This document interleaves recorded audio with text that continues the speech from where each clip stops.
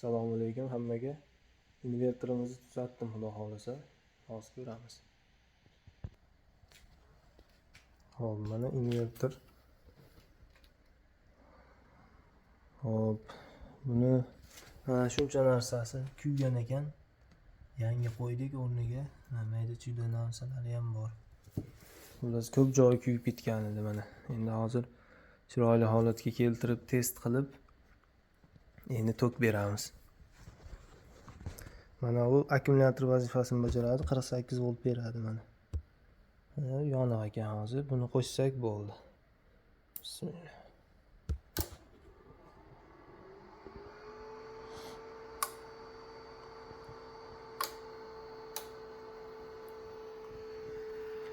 Mana 230 volt chiqaryapti. Hozir biz basdagi kuchlanishni o'lchab ko'ramiz. Bu biroz xavfli, lekin o'lchab ko'rsatib beraman. Hop, mana bizi minusimiz, bizi plusimiz mana. Mana tegdi. Endi bu basda 358 volt. Umumiy shinada. Umuman olganda mana bir chiroyli holatda ishlab turibdi.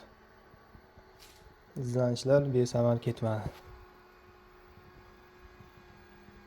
Shu turishida holostoy rejim deydi-yu. 53 vatt tortar ekan mana. Xavfsizlik uchun 2 amperga qo'yganman, kuyib ketmasligi uchun mana. Lekin hamma javob berdi. Xudo xolasa ishladi. Endi uni yopsak ham bo'ladi.